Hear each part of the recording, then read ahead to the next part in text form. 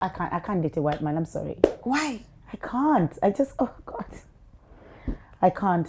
Why? Because that's preference. I don't find them attractive.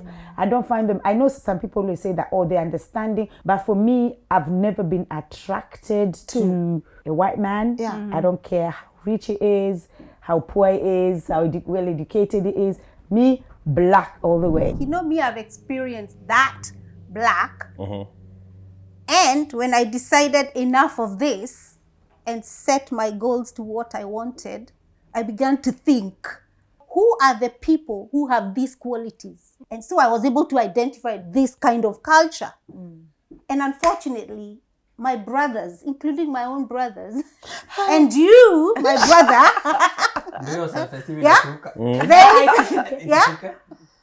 they fell beyond what my expectation were.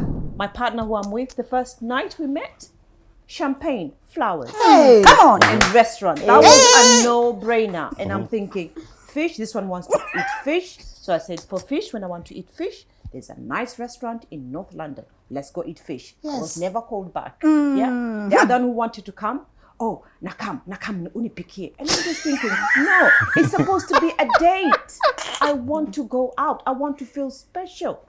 I just want to be spoiled. Not to be in the kitchen, cooking for you, washing the dishes, and then baadaye utaniambia, sasa sister niaje. They say our men back at home are broke. Yeah. They come to the West or to the East, or I think the West is where the money is. Yes. You're coming here because of opportunity. Yes. Now you'll find also the girls that we have going for the so-called white or Caucasian or whomever, it's either they're looking for opportunity, here there is money, but unless you haven't heard of that stereotype. Yes. Okay? Yes. Or, I want a mixed race baby. So if we start by telling ourselves the truth, and us as men, we are not intimidated that the women have gone. But if we come to a point of where we communicate, where if this doesn't work for you, if I don't like line, don't force it on me. I've seen red flags about this person. Nobody is putting a gun to your head and saying you have to be with me. Go out there. There's so many good men out there who can love you the way you want to be loved. Sometimes, even as the woman is changing her script of who she's calling a gentleman, because you speak in different voices and you make contrasting demands, you actually confuse the men. Because it's like you're almost asking for hot ice.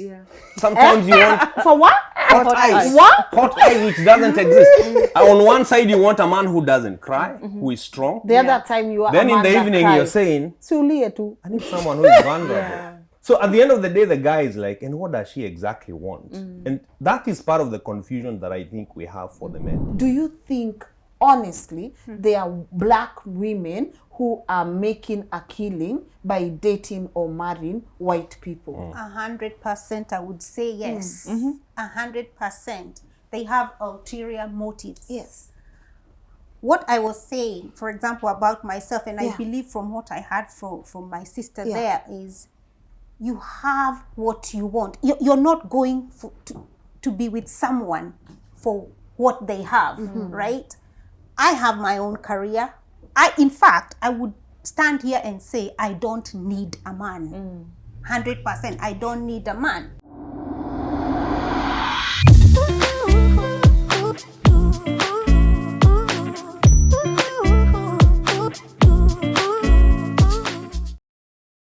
Very good morning to you and a warm welcome to LNS. My name is Lynn Ngugi. Now, no matter how much we run away from love, we cannot ignore the fact that it contributes to just everything that we do. And I'm about to have a very, very thought-provoking conversation. Ever heard of someone saying, no matter what happens, I will never date a white person? And then another person says, nah, I have got to leave this race that we love so much, our black men, and just go and try it out with the white community, simply because I think they treat their women better. They are tender, they are good, you know. Lakini huku kwingine ukikuja, wanaume wetu ni wagumu, unajua zao ni zile unataka nini utafanya nini ya. But we are gonna keep it very respectful. This is not a conversation about who is better. This is a conversation on what makes you think that where you are is the best place to be at. And of course, I'm joined by my co-host, someone that you'll be seeing a lot on this conversation. Amemaliza internship. He will be introducing himself in a few, but I have to say thank you so much to Omega TV UK for always letting us use their space. Can we just clap for them, because they come through. Joe and your team, thank you so much for always letting us use Omega TV studios whenever we are here in the UK. And of course, to thank our incredible supporters who have worked with us through our tour in UK. Kings Developers Limited, Maridadi Motors, Hyso Properties Limited, and I got a big up tap send because they always come through. And of course, our amazing host, Lydia Tet Olet, for always planning things around and making sure that we continue impacting our society one story at a time. Today, something is a bit different. Before I let the others introduce themselves, let me pass the torch on to my co-host, Eric. How are you? I'm fine, Lynn, and so happy to be here. How are you? I'm very, very much excited. Yes. Looking forward to listening to our, fantastic panelists. Yes. In this very interesting topic of why our ladies would prefer to date white men. Does it shock you, or for you it's just it's okay? Well, if I was not co-hosting with you, I would say I feel betrayed. But I'll try and stick on the lane of we are moderators. We are moderators. Our opinion does not count. It doesn't count. Yes, but congratulations on graduating to the co-host seat. Wow. It looks good on you. I'm still an intern. No, but of course I can't match your skills. But I'll try and trail just behind you. Everyone has their own X factor. Yeah. To see you sitting there, you've done a good job. Just back whatever you inaitangwa hivyo. But before I assume they really know who you are, could you introduce yourself? Very good. My name is Lynn Ngugi. I'm the founder CEO for Maridadi Motors and a great partner of the LNN network. Very happy to be here. Yes. Yeah. Here at LNN, we call him the godfather of LNN. Eric is just acting very humble right now, but I'm sure you've seen the cars we go and do shows with. That's exactly him supporting our network. Asante sana. Karibu now, sana. I see it's getting hot in here. Everybody okay? Yeah. Where should we start this introduction? Maybe there's someone we've not seen here for a long time. Joshua J. Karanja, how are you feeling? I am feeling too hot. First of all, I'm seated between the ladies, and I know here I'm with my sister over here. Yes. You are both rejected by the com, eh? So 42, it's just the color of the hair. Yes. But I'm happy that we're on the same side today, and we are here to bring our ladies back home. Yeah. We don't want them to go white. We don't want them to go white. We want them to come back home. We love them. We love them so much. Yeah. What we need is just communication. Yes. Communicate with us. Yeah. Tell us, what do you want? How do you want to be loved? Then we shall change accordingly. Yes. We just want the script. Yes, we just want the script. Ndio watu. Wacha ku-export script. Kwenye na-export script wanaleta pande hii. Hiyo hatutaki, but all the same, I'm happy to be here. Yeah. I'm usually the spanner behind the works. Now I'm the spanner in front of the works. Yeah. Yes, but nipelekeni mdogo. Pole. Yeah, I have to I'm ask not used you, to this. Yeah, I have to ask you a question. Majority of our audience are asking, Yeah. where is men's desk, Joshua J. Karanja? It's coming. Yeah. Unajua ukitembea na godfathers such as Eric himself, and you know he's going to be spewing so much wisdom in this show, and I can't wait. Yes. And actually from this, I'm also I don't know who took my phone. I wanted to pick notes, take notes, because I'm having a show in the next few days. Yes. And I'll be hosting a couple of men so that we get to understand where are we going wrong, where are women coming here, can we actually tuitane hapo nyuma ya tent and discuss these issues. Okay. Yeah, so I should be taking notes. So anyway, Yeah, I'm looking forward to a fruitful conversation. What are we expecting in the next upcoming conversations in the men's desk? I actually want to revamp it. Yes. I don't want watu nikae pale waone LNS. Yes. No, I want to have conversations. Yeah. Men don't just come and talk about their stories. I went through this and that and that. No. Let's have general conversations. Yeah. Let's have meaningful conversations that will impact and change the society. Nobody's talking to the boy child. Yes. Nobody's talking to the man. In fact, What do you mean nobody's talking to the boy child? This is the conversation I've always had. God, I don't want to turn this topic for what it's not. Because this is something me and you and Eric we've discussed on the side. Yes. It's not that no one is talking to the boy child. The problem is you are all too intimidated when conversations around girl child comes that you want now to compete with who is talking to the girls. You forget your place. Set your table by the side and start having conversations around men. now allow me to correct you. Okay. It is the how. Eh, It is the how Okay. the men are being talked to. Yes. Because right now there is so much conversation about toxic masculinity. Yes. You should be like this with a woman. You should you should not allow A woman to talk to you like this. We should have conversations around the how. How do we talk to our men? How do we pass on the baton? Good. Yes, from the fathers of Akina Eric Yes. and people like Eric. How are they passing that baton on to us? Yeah. We feel neglected. I think I get what Joshua is saying, and I Go think on. he's alluding to the fact that we have a lot of people sitting down to discuss men. Yes. And we have a lot of people talking to the men, but there is nobody asking the men for their opinion. I'm in agreement. And I think what he's saying is that the next phase of men's desk that Yes. is going to bring, and I think we had this conversation with a gentleman here in the UK, and he was saying that we need to hear more of the men voices Yes. discuss their own issues. Because it is the men who understand their own problems, Good. their own challenges. And guess what? Even if you get 1 million women, 1 billion women to sit down and discuss the men, as long as the men are not talking, it's not two-way. There is no communication. Don't you think that should happen both ways? Because in a room of contraceptives, can this happen? Can this be followed? We have men making rules for things that they totally don't understand. And I feel like that's what's happening in our society. Women should handle women issues. Men should handle men issues. But then it's double standard when we have conversations on can women vote? Can a woman do this? Majority of the room, it's the men who are in those conversations making those decisions. My call to action, can men handle men issues? Because even in a room, thousands of men, you don't know what women are also going through. And that is why me and Joshua are here. We are here to handle the men issues. Good. I am here to ask the panelists questions that pertains. You see, we have our own world view. Yes. On every issue that you want to have a conversation on as women, whether Yeah. you want to talk about love, whether you want to talk about sex, whether you want to talk about family, whether you want to talk about contraceptives, even though these things may involve you more than they involve us because of our biological differences, the truth of the matter is that even as men, Good. we want to have an opinion Yes. and we want to have a say Yes. for the good of everybody. I'm in agreement. And Joshua J. Karanja, we can't wait for the men's desk. Happy to see you still have not found a comp. But I found a kitambi. Anyways, you found a kitambi, Yeah. but let's pick it up also with the discussion. So maybe we'll pick it up from there. Ma'am, if you can introduce yourself and tell us which side of this conversation are you sitting on right now? Okay.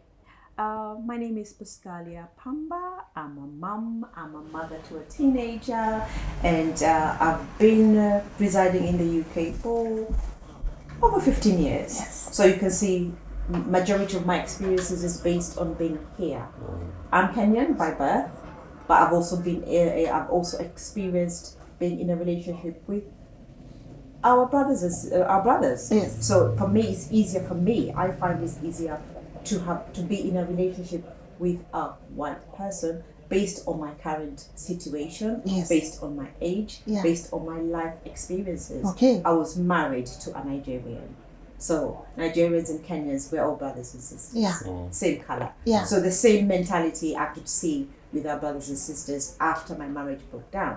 So it's a little bit different for me to experience a white relationship because there are differences. Yes. It's more subtle, it's more understanding. So for me, as we start this conversation, Yeah. I'll be on the white side. On the white side. Bring it on. Tell us why. It's more understanding. I see my sister Lydia Tetoleta. She's busy like. Ready for her. Tetole, introduce yourself and tell us which side are you on? Well, my name is Lydia Tetolet. I always say Wakanda forever. Me, black forever. Wakanda forever. Wakanda forever. Yeah. Black forever. Yeah. I can't date a white man. I'm sorry. Why? I can't. I just, oh God. I can't. Why? That's well, It's a matter of the heart. it's you know, somebody asked me, I think I was having a discussion with someone and they said, what if you fall in love with a white man? I said, I can never fall in love with a white man. It's the same thing, I can never date a married man. So the same way I will never fall in love with a married man, it's the same way I will never fall in love with a white man. Okay. Because that's preference. I don't find them attractive. I don't find them, I know some people will say that, oh, they're understanding. We also have black men who are understanding. We have white men who are not understanding. So for me, it's not about white or black. It's about human beings. Because we do have both balance. We have crazy white men, crazy black men. But for me, I've never been attracted to a white man. I don't care how rich he is, how poor he is, how well educated he is. Me, black all the way. Okay, Wakanda for Angela, Angela, you're saying you love her, but on the other side you sit on. There's some dissonance. Yeah, I love her very much. Yes. But you're saying black forever, right? Yeah. Hey, I was just listening to my sister there saying, and I'm like, you know, me, I've experienced that black. And when I decided enough of this and set my goals to what I wanted, I began to think I think everyone is a human being, yeah? But it's, you know, like if you're looking for a needle in a haystack, right? Yeah? How quickly can you find it? And for me, in my thinking, I was able to identify, hey, I don't have time to look for a needle in that haystack, right? So who are the people who have these qualities? Okay. Who are the people who have these qualities, these qualities, these qualities? I don't have time to date everyone. And so I was able to identify this kind of culture. And unfortunately, my brothers, including my own brothers, and you, my brother,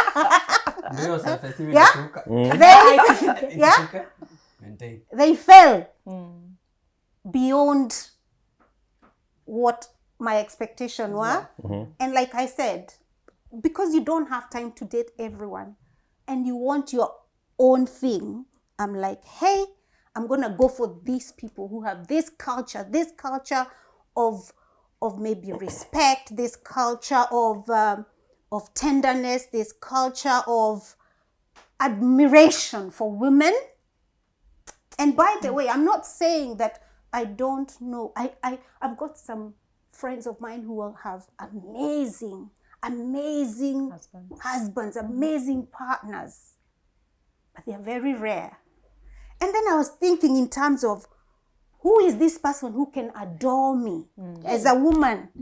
Who is this person who can adore me? Who is this person who can be the wind behind me? Because I like to run, like I want to achieve a lot of things. Who is this person who can actually do that, or who can even stand it? Because a lot of experience is, sometimes it's competition, or sometimes there's jealousy. There's sometimes the woman's place, you know, behind in your limbic brain, the woman's place is in the kitchen. So when the woman starts to, you know, like go cobra, you're like, go back in the kitchen, go back in the kitchen. And now I'm dealing with, I'm like, no, yes, I want to cook sometimes. I want to cook sometimes, but I also want to go high sometimes. But that's debatable though. Because Exactly. we also have black men who will support you. They'll stand by you. They'll do everything for you. Look at Obama. Come on. We have those men. And we have loads of Obamas. Okay? And how I always describe black men, or you see like a bottle, right? The water is full. So just a little drop of sewage, it spoils everything. Okay, that doesn't mean that the whole of that water was dirty. It's just that drop. So we do have some black men, yes, who are not romantic, who are just, hey, kujapa, tuanguo. We have those ones as well. Don't get us started. But they're few. They're actually few. And we also have those white men who will do the same. It's just because now they'll speak in English, probably to sound romantic, or they'll speak in French, or they'll speak in whatever tribe, or Spanish. But because Swahili is kind of rough, that sounds really rough, and you're like, guy, please be romantic. But the white man will do the same thing in English.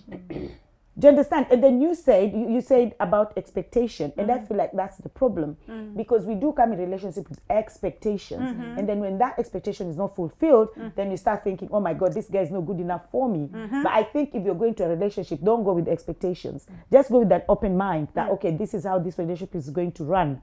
But for me, expectations or not, black men are it. I think also, Honestly. largely, when you look at Africa, for example, and even if you look at the words that we want to talk about, words like love, words like romance and all that, tenderness, and you look at the literature that we have been exposed to, even look at the simple movies and the soap operas that we watch back home.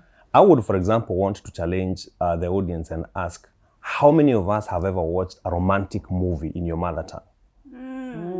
That's something yet to be Okay. produced. So The narrative. the narrative. So the question, Lynn, should be, is the qualities that she is talking about, are they issues of color or are they issues of character? Mom, good. Because like Lydia argues, probably we have to accept that there are bad men and good men all over the world.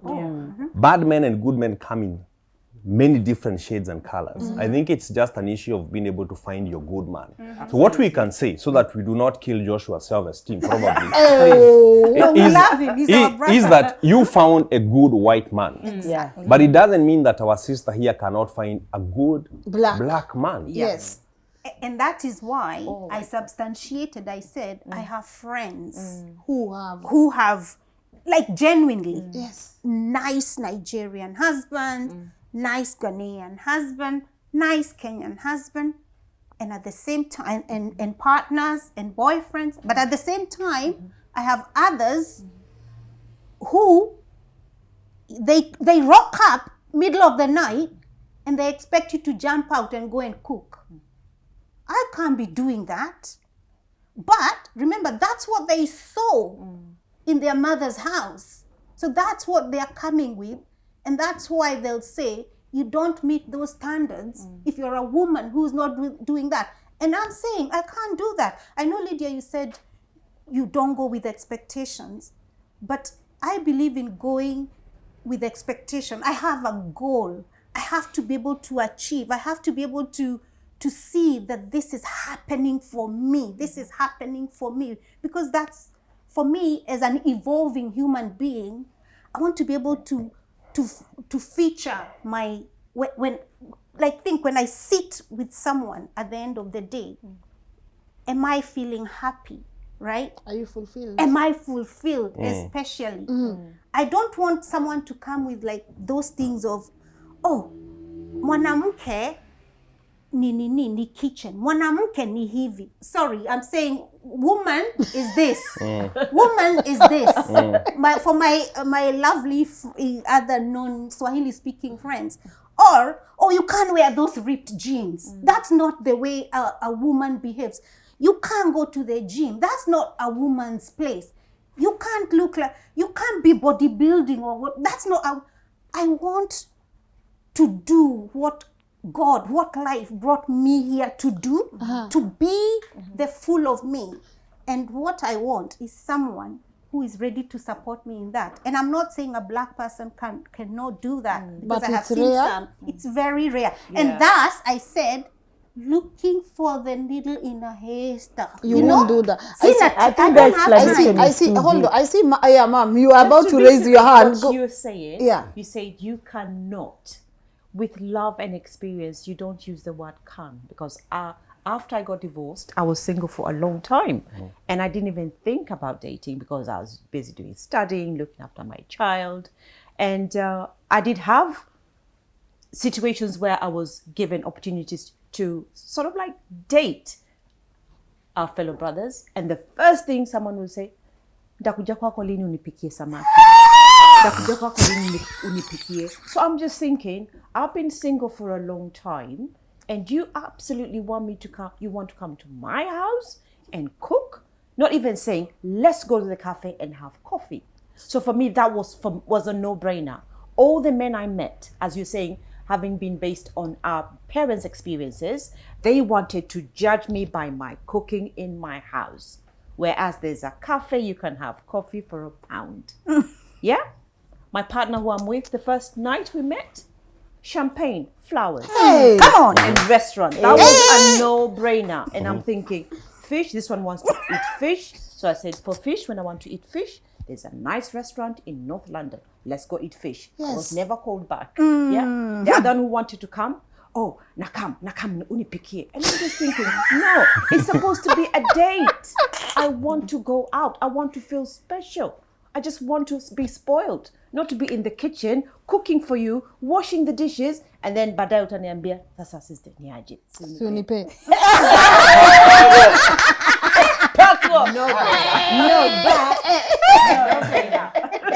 I think, Lynn, there's an underlying question, and when you talk to the men and the women on this side of the world, Yes. in the diaspora particularly, you hear frustrations on both sides. And I'm not saying that back home it's any better. We still have relationships that have challenges, even back in Africa or back in Kenya. Yeah. But I think the question we need to ask ourselves is it that the men are not able to adopt to the cultures out here? Or is it that the women expect them to move too fast and probably break and lose what the African man is still considering to be his masculinity? Until we define that, I feel like women, because if the man feels that it's romantic for a woman to cook for him, it's not necessarily coming from the angle of slavery. Yeah. Just as you have expectations as a woman, whether you are in Kenya or in the diaspora, on what you consider to be a romantic man. So if the guy's definition of a romantic woman is one who can occasionally make some fish, some tea for him, okay? Why is my sister offended? And I want like to the hear. word you said, occasionally. Yeah. This was during the first meeting. So it's First dating meeting, so time. it just You've even started put me dating off. yet. Exactly. I'm being judged by what I can bring in, especially with my cooking. Yeah. When are you going to cook for me fish? And I'm thinking, here, fish, I have to buy fish, then ipasue, I remove the matumbo, I chop, I fry. That's just a long, it's a long job. Just think we take have me a to the problem, restaurant, Yes. sit down, let's have a conversation, let's get to know each other before you judge me for my cooking. Yeah. Get to know me as a person. Joshua. One, we need to break the stereotype. Yes. And I believe this conversation should not even be about black Yeah. or white. I might love this banana and I don't like this. What is this? Lemon. Lemon. Lime. Or lime. Lime. I don't like it. It's just a matter of preference. Yeah. Yes. Now, let's go to a point where we are telling each other the truth. It's not about black. It's not about white. Exactly. Where have you sampled the men you've dated? Where have you sampled the men you've dated? Where have I sampled the women I've dated? And you will find now, again, there are so many things that make a man, Oh, yeah. be it a man or a woman. Your environment, that is a religious environment, your cultural practices, all those. They make you to be who you are. Yeah. Now, there are those societies where actually for a woman, and it's okay for her and she feels good, I want to take care of my family. Yeah. I want to get in the kitchen and take care of my family. Yeah. Is there something wrong with that woman? No, there's nothing wrong. Actually, there are women who get offended if Well, they yes. don't get that opportunity because they want to be the ones cooking. So if you take that away from them, it's like you've taken a piece of what they understand to be proper femininity. Good. Okay? So like you say, I think the experiences are very, very, very individual. And it is upon every person to introspect and ask themselves, what is it that you're actually defining to be romance? Yes. Is it going to come more from an African man, or is it going to come more from a white man? But to blanket everybody, Yeah. Lynn, and say that all black men are not romantic, or all black women are not romantic, then I think it's to push the conversation to the wrong direction. Yeah, I agree. And that's what I was saying, like what you just said, that you were single. I was single for a long time, probably 9 years. Yeah. But even with the singleness, maybe now, am I single now? No, you're not. Do you tell them? No, Producer Shout George out. will start laughing. My producer will laugh. yes. So, even in my journey, what you did there. even in my journey of singleness, Yes. right? Still, like you still have preference, right? Lemon, lime, banana. I don't like banana. I don't like lime. I still had my preference. I will never. And I say, you said we shouldn't say I can't. No. Mine is can't and never with capitals. It's a can't and never with capitals. Date a white person. Yeah. Okay? They're not my preference at all. Yeah. I've never seen them as romantic. I've never liked them. I have friends, my best friends. In fact, one of them is my rock, married to a white guy. And I love their relationship. Yeah. But I don't see that relationship transferring Working to for you. me. I don't see that. Even though I see how her husband does to her, flowers, chocolates, whatever. Those things don't inspire me to be with the white man just because of flowers. I'm taking you for a restaurant, wherever, whatever. Those things don't inspire me to be with the white man. So my friends who are married to white men, I totally respect their husbands, and the husbands treat them well. We have Onyango, we have Mr. Onyango, Yes. who is always there and helping. Yes. But that Mr. Onyango is not for me. That Mr. Onyango has to be a black man. Yeah. But not saying that I'm dating a Luo man either. No, I can't do that. But no a Luo man either. Why? Akona reputation. Luo men, they're so romantic, okay? But the romantic is lies. They're so they can dress you up and down. They can dress you and you just find yourself undressing yourself. You understand? Yes. But no Luo men. But black men for me, Top no. white, I would say can't and never. Capital. Yeah, But for me, I didn't put myself in that situation where I said I cannot date a black guy, I cannot date a white guy. I wasn't even looking for love. It found me. It found me. Hallelujah. I love And when that. it found me, I was dealing with a lot of issues. Yeah.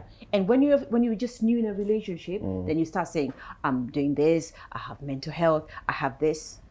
A normal person will run faster than who's the Usain Bolt. no, the Kenyan one. Kipchoge. Kipchoge. No, But this person was there for me and said, it's okay. I've met you at this point. Let's see how far our friendship will go.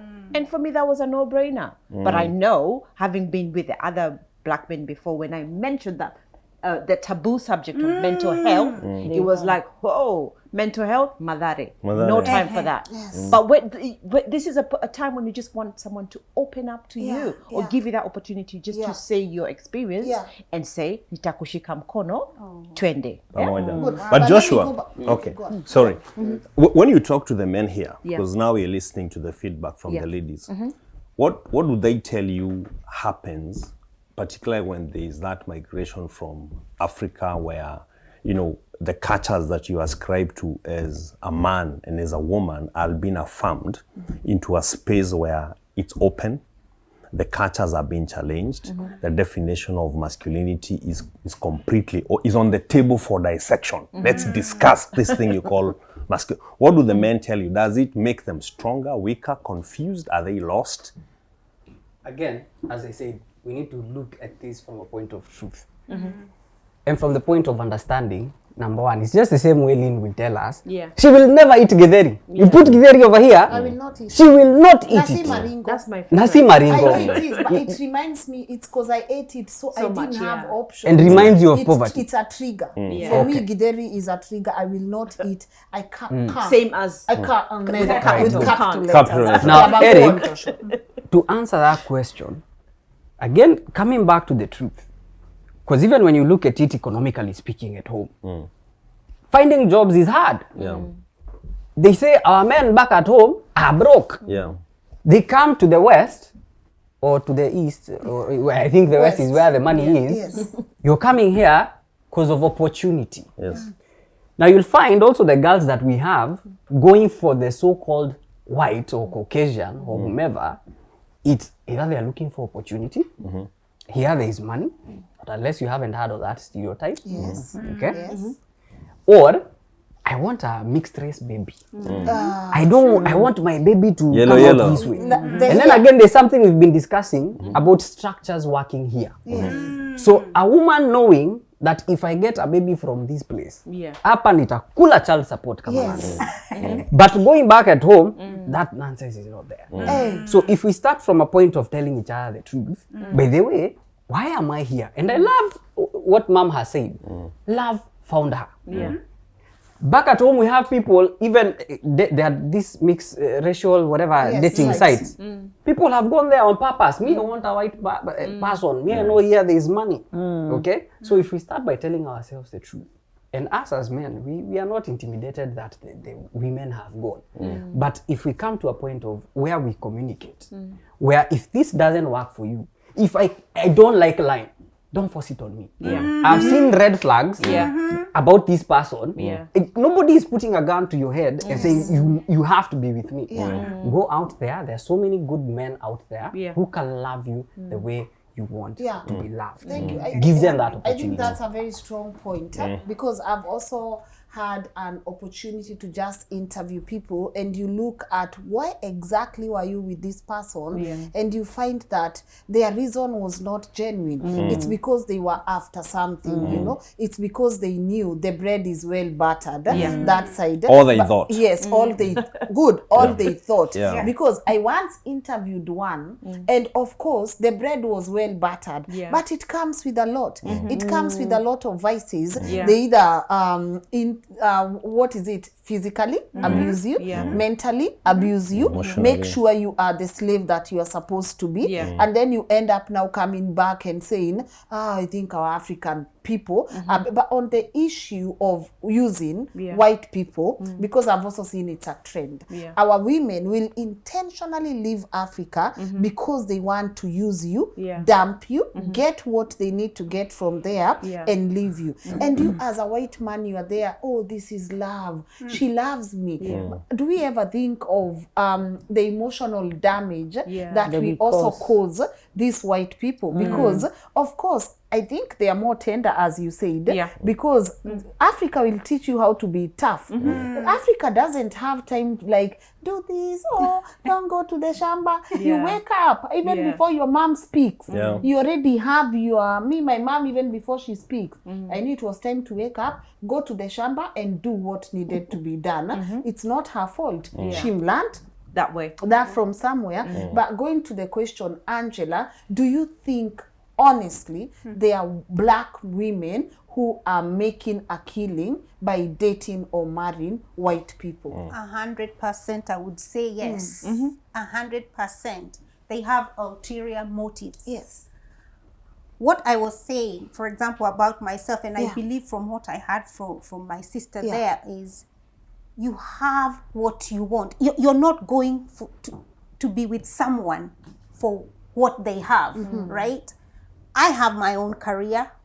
In fact, I would stand here and say, I don't need a man. 100%, I don't need a man. That is what I would say. However, I believe in relationships and companionship.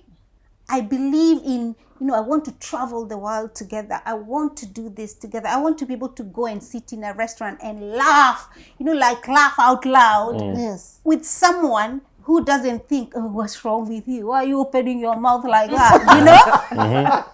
Honestly, I want to look the way, the way I look, the way we are shaped. I want the way I'm shaped. I want someone to appreciate me for who I am. Like I said earlier, God made each one of us, or life made each one of us in a very special way, and we are like a flower. How do you want to be treated? But what you said is there are people who are thinking, I could make a killing there. If I go there, even you said, I think I want a light baby. I'm thinking, I'm planning. So you're actually using someone. And like Lynn, you said, you're actually playing with someone's mind. And that, for me, it's emotional abuse. That is emotional abuse. There are women, and you said about those forums where we are specifically looking, we wouldn't say exploit, but it's like the hidden thing. I want to exploit someone. There's an agenda. And as for money. But then there is also, unfortunately, there is also sometimes, if we don't feel so good about ourselves, sometimes you'll want to associate with someone who supposedly has that. I mean, like the white people, we know even the poorest, sometimes they come to Kenya, and people treat them like gods. Exactly. Myself and my partner, we've gone to Kenya, and I'm treated like dirt, and he's being treated like king. I'm thinking, you sit down here. You're not I'm the one that belongs here. You should. I mean, we should be treating our own. So there's that thing of, who can I associate with so that I elevate myself? So there's that exploitation as well. But mostly, a lot of time, and you'll see it in a lot of times, you'll see the age difference. And I'm asking myself, if you are in Kenya, if you are 20, would you go with that 70-year-old man? But it happens a lot here. A lot. Why? You're waiting, you're thinking that man, that one is about to drop. And insurance. Insurance, you're thinking of that. And then there's also, like you said, the babies. And then there's maybe papers. You want to get papers. And then when the person falls down, you can actually live the life you wanted. So there can be a lot of exploitation, but it's not everyone. I don't think it's everyone. I cannot say that on my personal basis. I know some people who are in those situations, and they do get abused. Because if you don't know where you stand, what's going to happen? Someone is going to use you and abuse you. Yeah. But if you know, I came into this relationship as an equal, as a partner. What do you do with partners and friends? 50% shareholding. 50% shareholding. But I wanted to pick Joshua's mind on your opening statement. You opened your statement by very, very strongly saying that you don't need a man. You don't need a man. Oh my God. And Joshua reacted. It's like stima zilipotea. Lights out. So, Joshua, do you want to comment about that? Yeah. Sijui niseme sina maoni. But niko na maoni. Go on. Because now, when my sister says she doesn't need a man, I'm left worried. Where have we gone wrong? For someone to sit and say, by the way, this species is very useless. They cannot be useful. You are replaceable. Yes. I can exist as a standalone individual. But also, if you're to dig down deep, for someone to say such kind of a statement, it could also be coming from somewhere. They could also have maybe gone through a certain experience, traumatic experience, especially when dealing with men in general, for her to arrive to that point. But essentially, even how I look at relationships, a man and a woman, I look at it as friendship. Okay? That companionship. I mean, who wouldn't want that? Okay? Not unless you're very comfortable. And I've seen situations where people are aging, now wako alone. Someone who said long time ago, I don't need a man. She's alone in a big 5-bedroom mansion, alone. Na soja pale nje. Okay? And she can't hang out with her friends because now her friends, they already have their husbands and their families. So you ask yourself that question, do you want to get yourself to that point? And what was the intention of man bringing, God bringing, creating man and giving him a woman? Okay? And the other point I want us to also chokoza kidogo. And I've seen this a lot. And if you've also seen it, watu wetu, tell us in the comment section. Me, I'll say it as it is. You will find people who are dating the white Race. the white race. They're having an affair. They're having an affair with Our black men. So maybe, I don't know. One is for the money, the Yes, other one is the other for one the is for satisfaction. Yeah. For the for the plantain. And and the many white women flying all over the coastal region For looking our own boys. Exactly. For They everyone. come for our boys. Yes. Yes. Yeah, so sorry, can I Go on. interject It- a little yes. bit? It's like butter trade. Yeah, but And can I- we can need I- to ask why. Yeah. Why? Go Can I on, interject Lydia. about the need thing, that I don't need a man? I think what I'm not saying that that's what she was trying to say, but I always make sure, I've even taught my children, there's a difference between you need and you want. Because a need is something you cannot live without. Yeah. You can actually live without a man. So when she said a need is, I can actually live without a man, because a need is something like food, house, those ones you can't live without, especially food. So you need that to survive. But a want is something that your heart desires. Everybody's heart desire is, I want a man, I want a woman, I want to get married. But sometimes we don't get our heart's desires. They don't get fulfilled. So we still have to survive and live. It's like children. Somebody say, I need a child. You don't need a child. It's your heart's desire. So that means that if you don't get that child, you feel like I can't live, because you can't live without a need. Do you understand? So I feel that is what she was trying to I say. agree. And Yeah. we I have agree. to separate a need and a want. Yeah. So we can't actually live without men and women. Yeah. Okay. And then this having an affair thing as well. I've seen it personally, witnessed it. But please, men, people who are my friends are not doing that. So your husband should be safe. The husband should start calling me and say, Lydia, is that my wife? That's not it. But I've witnessed women, black women, who are married to white men, so-called white men, and they think they're like, oh, I'm happy with my white man. He's romantic. He's this, I understand him, and then you're having an affair with the black man. Stick to your lane. Exactly. Very true. Choose and stay. Stick to your lane. Do your white men and the things, and celebrate and enjoy the romance things. Leave our black men for us. But we still want to understand, and it's particularly from Joshua, because these stories are too many. I've met very, very fantastic and stable couples on this side of the world. You know, having migrated from Kenya, a black man, a black woman, and they come here and they're able to run their marriage and their relationship seamlessly. They are happy and contented. And we met very many of them at Kenya and Friends in the Park. But we've also met an equal measure of disastrous relationships.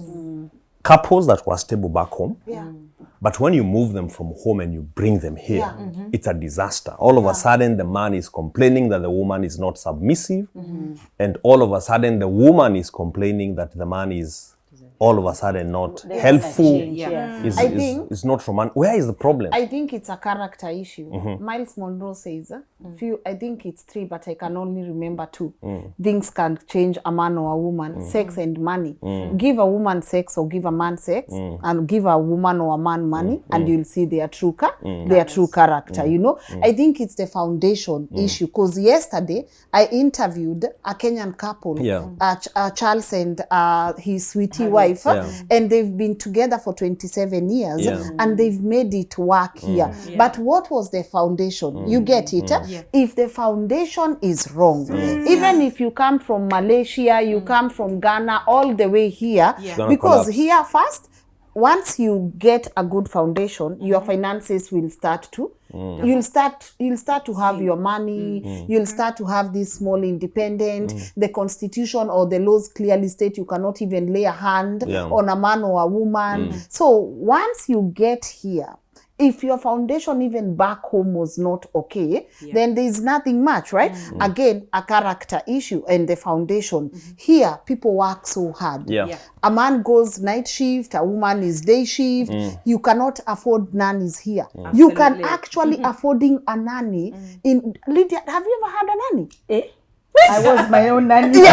So Even me. even you. So So I've even worked for some of my friends. yes, Ends to make ends meet. Yeah. So you are coming from a culture that has taught you a man cannot go to the kitchen. Then you come here, life is so hard. Both of you need to be working. Both of you need to be babysitting. So whether you like it or not, you'll start going to the kitchen, you will start babysitting, you'll start going for shopping, all these things. But if your mentality is, I can't do these things, then obviously it's going to shake the foundation, because it's actually really easy to raise a family back home than here. Because as much as the structures work, they will challenge you during the initial stages, right? So I feel for me, the way Joshua is saying, communicate. Yesterday, the couple was saying, there's a way she talks to her husband. Because you're here, communication is key. If he does something and you don't like it, you have to be able to communicate. But how do you communicate? I feel like why you say the men are tender, it's a communication thing. Absolutely. But I'll join Joshua in. Who taught our men how to communicate? And that's when he was doing, who is a man? A man has been told that you can't go to the kitchen. You can't go to the kitchen, right? You can't do laundry. You can't do all these things. What has been learned needs to be unlearned. But you gotta give them time. Everyone deserves that grace of, I have to give this person a bit of time. Because as he was saying, we need to communicate. But the woman said, how is the question? If someone is wrong, how are you? And that's something I'm also learning in the process. Of course, there's a mistake on the table. But how do I tell you I'm not okay with this? Sinilete ujinga, huku tufanyangi hivi ama baby. And there is this big gap also that you find when you come to the diaspora. The women are really much more organized in terms of groupings and coming together for psychosocial support. Our men are not necessarily so. So you will find, for example, if a lady is moving to the diaspora, she will probably get other ladies to educate her on how life is and things are on this side of the world. You look at, for example, an outfit like Kwitu. Yeah. You know, it's an entire group of 15,000 women led by Lady Richards trying to support each other on life in the diaspora. Where is Kwitu for men? No. So you find the guy comes here, he's all alone. He still comes with the script of what it means to be a man in Africa, and he's trying to implement that script in a foreign land. It doesn't work. And maybe that's a challenge to our women right here, because whether we will date them white or black, the blacks are ours. These are our men. But Lydia Tet, you have a very successful event here, Kenyan Friends in the Park. But where are our Kenyan men organizations?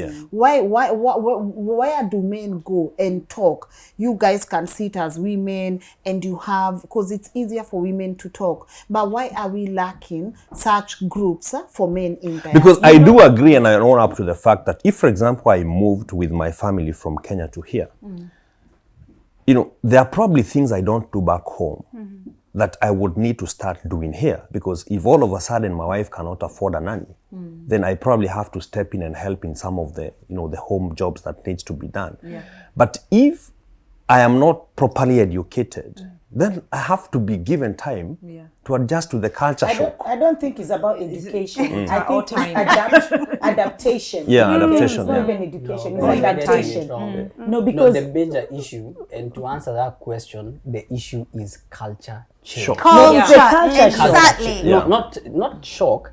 Culture change. There's a shock Because you're first, coming then from the a change. But there's different. a shock There's first. a shock first. You shock That- your no, that's shock okay. first. Yeah. That's okay. But here, what we are looking at, the first thing that happens is a change of culture. You're moving from one community, one culture to the the other next. culture. Now, if you're rigid, and even if you have those strong foundations, and you're not someone who can embrace change, then that foundation But that's comes why I said crumbling it's the down. adaptation. Is to adapt to the society and the culture that you are in. And that's where we find our black men.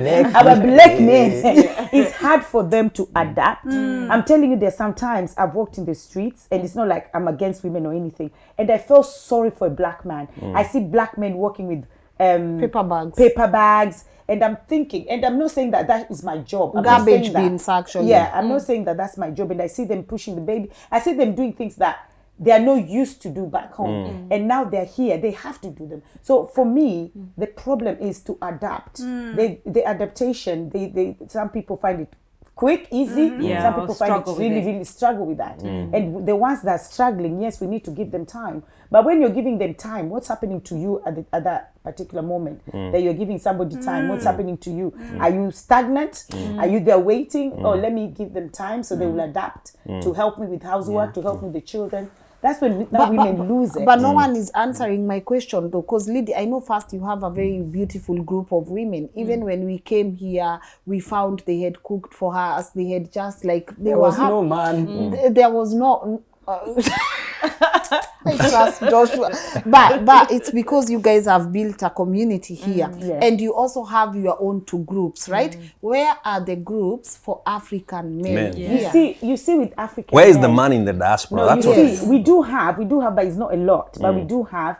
But the thing with men is there's space, because if a man opens up, they're being judged. Now, let me give you an example. Yes. A man and a woman, they're married, okay? Now, the man opens up and tells you what he's going through. He tells you everything. He makes himself vulnerable to you as a wife. The day you have a fight, you pick what he told you and use it against him. Where kwenda uko? That's why even the other day you told me ABCD. That's it. The man will never talk to you again. But you see, as women, we'll say it. If the man will never use it against us and say, that's why you had an abortion or you lost a baby. Do you know? But if it's a woman, when she's angry, she forgets that she used that against the man. And then now the man shrinks and will never talk to the woman again. And even the spaces, we don't have enough spaces for men to talk about what they're going through.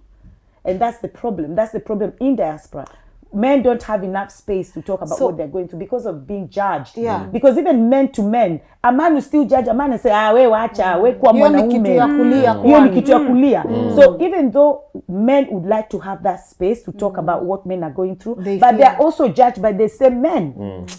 Just to reiterate what you're saying, you're asking why there are no groups of men here. If we look back home, this chama, who forms chama? Mainly it's women. And when they come to your house, it's a social thing. You sit down, you eat, you cook, you have some tea. I've never seen a chama for men where men come to other men's houses. So maybe it's a culture that we've carried from home to here, and it's sort of like stuck its ground. So it's difficult just to to tell the men, come to my house, and then we have a union. It's easier maybe to say, let's meet in Thatched. We have a drink. But it won't be about the chama talking about men issues. It's about talking about Arsenal, about who's made a transfer in football, missing out the aspect that they could be discussing about important things in their lives. And as women, it's easy. To respond to that, where the men are missing and they're not discussing their issues. Is because in most cases we've been taught to take responsibility. So when there is an issue, where you're going through an issue, a certain issue, it is your what is it called? As a man, you're supposed to take responsibility and take action. Figure it out. That is what maketh man. Responsibility. Now, when it comes to men now coming together and discuss these issues, no man wants to go and bring his issues of his family and his dirty linens and just address them with other men. That is number one. Number two, with men, they also thrive in competition. There are things I'm doing myself and I want to make sure I'm doing better than so and so. Na tukipatana on drinks, we are busy benchmarking. So my friend, I have a kashamba over there. I buy some properties and I see what you did there. So it's more of I'm doing better, I'm doing this, I'm doing that. You get. But that's then where the my missed question opportunities is, are. Is it really helping a man? Because if you can't talk, if you meet on the basis of this is what I've achieved, and this is why I always tell you and Joshua, even when we are having our side conversations, women have figured it out. And that's why you will say the girl child is being more empowered because women are figuring out how to sit in groups and have conversations, right? So from where you and Joshua you are sitting, where do we go from here? Where do we go to make sure men can even have, there's a project you and Joshua were supposed to actually start. Have men doing car wash, hanging around, talking and just talking about things. Why is it that you guys are still not executing that? I think it is an important conversation, and honestly speaking, like Joshua says, you've got to be careful on how you approach the men. Even when you want to help them. Because first of all, men with their ego are allowed to put the posture of, I don't need your help. Because accepting your help is like an admission of weakness. He's accepting that he is weak. But there is need also for us to have very candid conversations amongst ourselves as men, because we've had men move from a bad situation into a worse situation just because they could not consult. They couldn't consult at the peer level, they couldn't consult an older man and all that. And because culture, I keep saying culture can be edited. There is how we found things being done. Yes. And there is the script that we have inherited that tries to describe and explain who a man is. But in the modern world that we live in, that script may not necessarily work. And therefore it becomes necessary for us now to begin to say that, yes, it is important for us as men to open up, Okay. to share, Good. yeah, to exchange ideas. Yes. Let me get to know how my fellow married man is doing. Yes. Because it's so bad, the news we hear, you know, all of a sudden you hear that a dude has killed his wife, has killed the kids, and you're like, Himself. what? How did that happen? How did that happen? But I believe you brought me home Yeah. to this point, because for you to learn tenderness, for you to be tender, Yeah. you must have experienced tenderness. Yeah. So I'm just gonna throw this to mom and ask the men in your lives, the white men in your lives. You say they are tender, they are romantic. They'll take you out. They'll take care of your emotions, right? From their circle, is this something that they do more often? Do they discuss about their issues? Do they hide and shrink? And are they okay being vulnerable? Is your husband okay being vulnerable? Oh yeah, when it comes to being vulnerable, Yes. like talk, cry, things that our boys were told that is not boys' thing. These have learned that I'm human before I'm a man. Like I'm human. Humans have emotions, and humans cry. Humans feel, right? So they're coming with that mentality. So there is no macho, and I'm not saying for everyone, but this macho, this masculinity, toxic masculinity is not there. When the person comes and finds there is no food, he doesn't even wince. He goes in the kitchen, he makes, what do you want? And what do you want to eat? There is no that thing, oh, you didn't cook today. There's nothing like that. It's what has not been done, I can do. I am a human, like this person is a human. So I think the humanizing yourself as a man, I think is the first point. And I like what you said. It's not even about being white or black. Yeah. It's this culture. There's a wise man that said the illiterate of the 21st century are not going to be those who not going to be those who cannot read or write. It's going to be those who cannot unlearn, relearn, and learn. And that's exactly what you said about adapting, and you also said about culture changing. Yes. This is what it is. It's got nothing, I don't think it's got anything to do with being white, yellow, but green. the question was, the communities here, they've provided them a space to be human before. So you see where the problem is. Yeah. You see where the issue is. Yeah. Because if back home in Kenya I can't cry, why should I cry when I get to the UK? That's the point. But when That's you're the talking point. about crying as well, Yeah. it's also about the state of mind. Sometimes you might cry because you're depressed. Yes. And it's okay here to say, I'm Joshua, we need to depressed. stop this show and Whereas cry for a We minute. are left, and as men, we've been Whereas left at a here- state of conundrum. Yeah. We need to stop this show and cry for a minute. I think Yeah. crying is a thing. Crying is let a it thing out. here. Crying here is Let bad. it out. Yeah. But even still, Yes. just allow me to kidogo. Yeah. Because then again, and why I'm saying we are left at a state of conundrum. Yeah. We don't know now what's up. We will have women who will look at your vulnerability. Yeah. I am crying. As that, what we're saying, weakness. And they will not stand you. Yeah. They'll use it against you. And they will use it against you. And There they'll are say women- you're weak. Yes, I they'll can't say deal you're with a weak man. He cried. Emotional man. Yes. She's You're telling too the other, emotional. can you imagine? You're He too cried. emotional for a man. Can cried. you imagine he was crying? Yeah.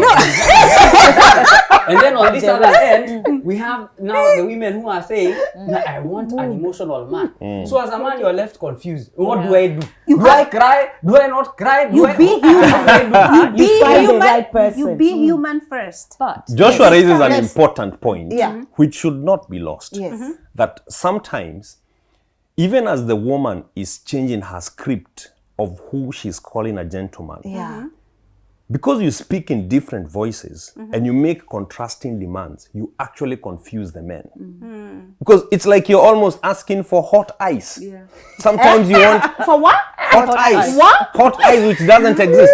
On one side you want a man who doesn't cry, who is strong. The other time you are Then a in man the that evening cries. you're saying, Sulie tu. I need someone who is vulnerable. So at the end of the day, the guy is like, and what does she exactly want? And that is part of the confusion that I think we have for the men. But truth be told, it doesn't matter how much we make a man flexible. There are few things that will remain important to masculinity. And being strong is one of them.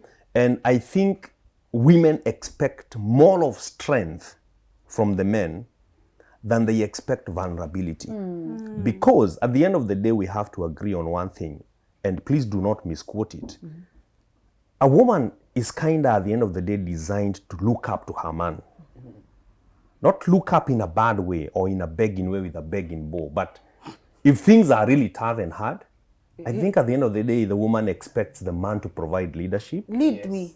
Lead me, to be the rock of the family. But it can be balanced. To be the priest of the family.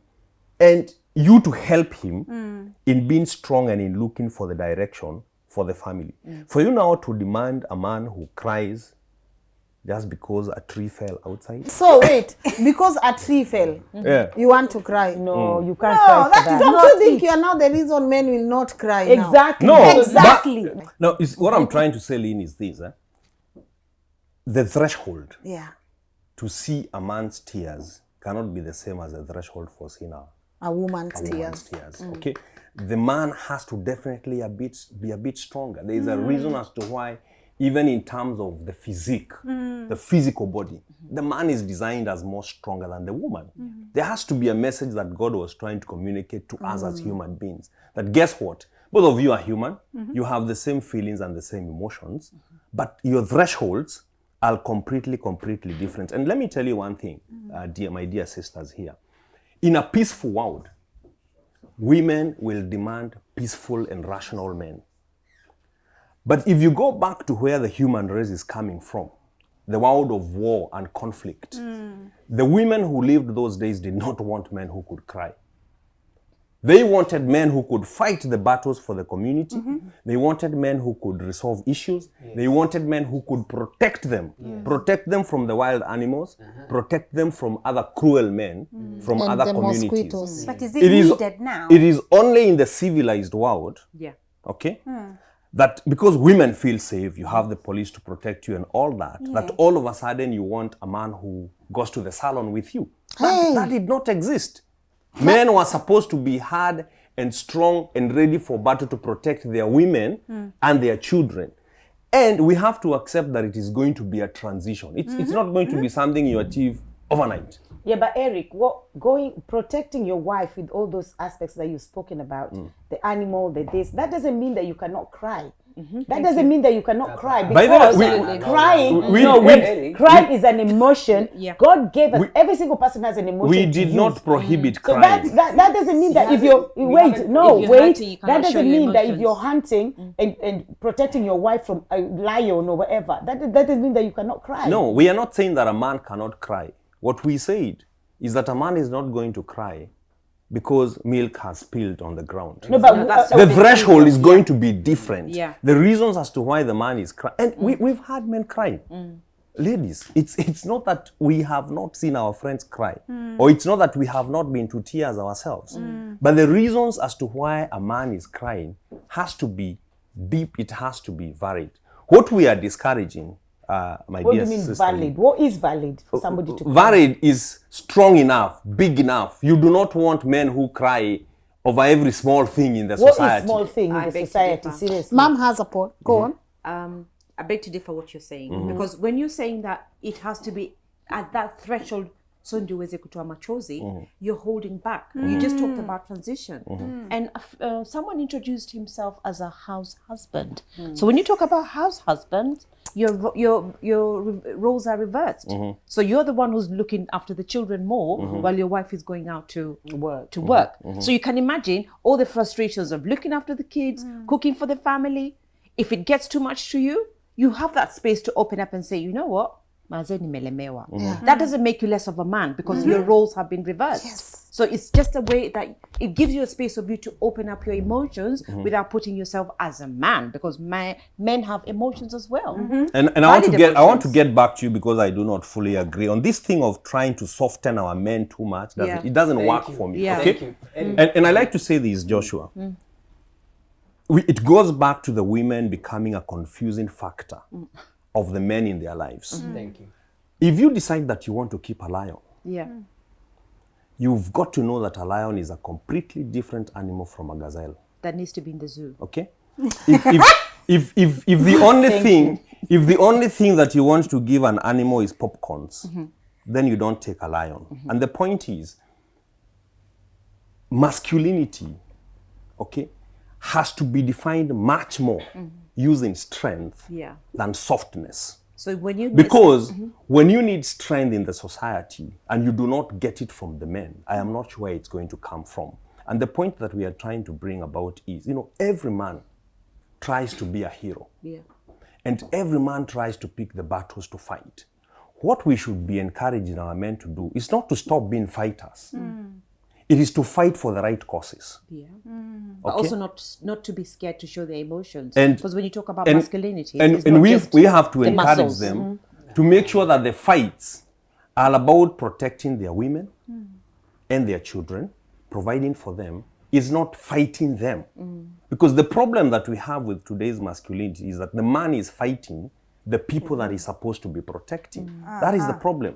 But the problem is now we think that the flip side is going to be okay to have a man who cannot fight any battle. If you look at the problems that we have in Africa, for example, we have problems with poverty. We have jobs needs to be created. Stories need to be told. Stories that require courage to be told. The course like the one Joshua is undertaking for dealing with issues to do with men, the men's desk. It takes courage on his side Exactly. to address those issues. So you do not want to have a generation of men who are not strong, who are not courageous, who are just there. And nobody's Yeah. saying that though. Yeah. Nobody's saying They're only that. just showing their vulnerable side, yeah. as well as expressing themselves. But it's not saying they're Don't be anything less. strong. Yeah. Joshua, you are shaking your head a lot of I'm time. totally disagreeing With With who? what? With what? with that part of vulnerability. Yes. You get. So, but then again, it also depends on what we are calling this vulnerability. Yes. Yeah. Okay. Because also you would consider me being honest with my partner about a few things here and there as vulnerability. It could also be, now this is where my point is coming in. There's an issue that needs to be handled. There's something that has happened. Do I need to come and now share, cry with my wife over there, and it's something that I can handle it as a man? We've been attacked. I'll take my whatevers and go out there and sort out the situation the way a man is supposed to sort out the situation. Now, when it comes to vulnerability, for me, this is what I'm saying. We have, look at the results. Look at TikTok. You're seeing men, because we've encouraged these men to be soft. Okay, we've encouraged them. Show your emotions.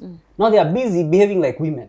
Okay, no, it is the truth. Go to TikTok. A man, a fully grown man, here with a phone, pouting his lips and taking such kind of Yeah, videos. but that doesn't mean no, that- No, just wait.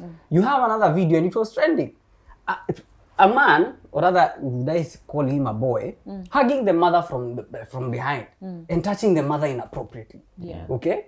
Because now we've encouraged these men to be soft, and now they start picking up with what they've been encouraged. It's okay to be soft, it's okay to be vulnerable. Come to mommy, sit on mommy's lap. Touch mommy inappropriately.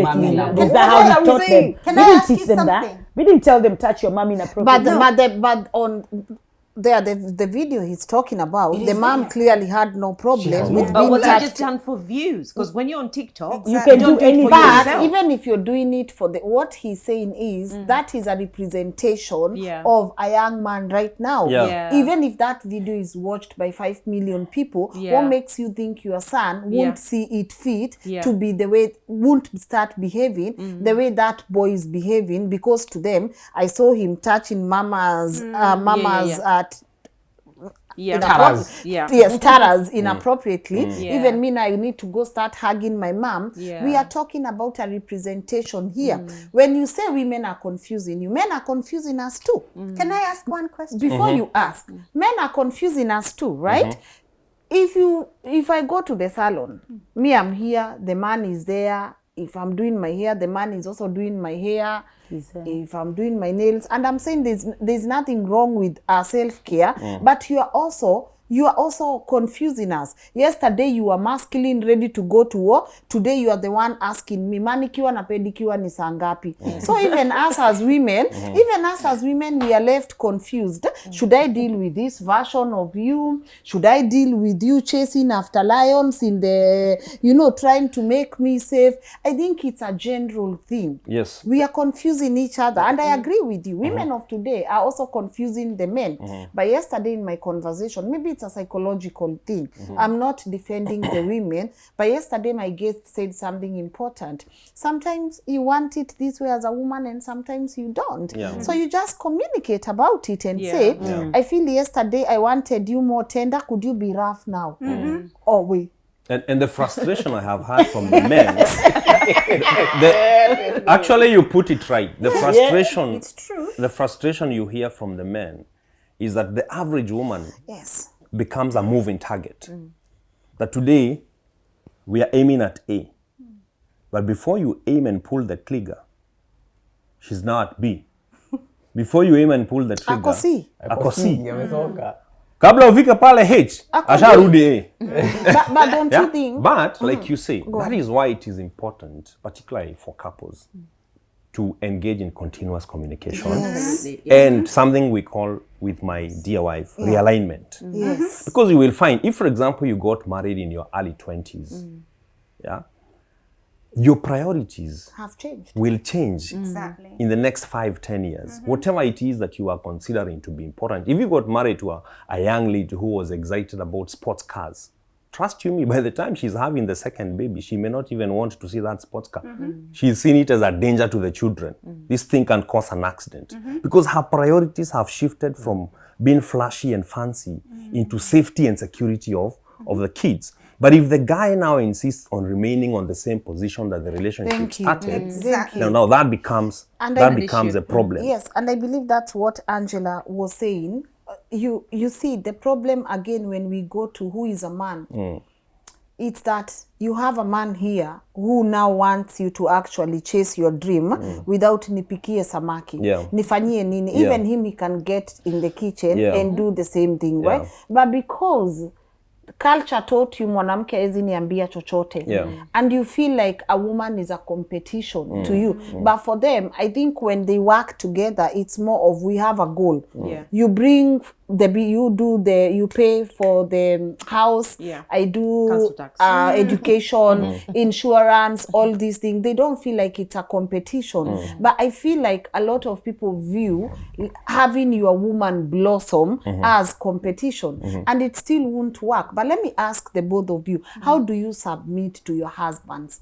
Like, do you submit to your husband? Because obviously you are independent. You're like, oh, I can do this. London sidhani kuna submission. Submission inaishia pale. London hakuna submission. Let me give my example. Yes, ma'am. My partner is very laid back. I'm a very sporty person. So when we met, he just enjoyed everything that I was doing. You want to run? Let's go.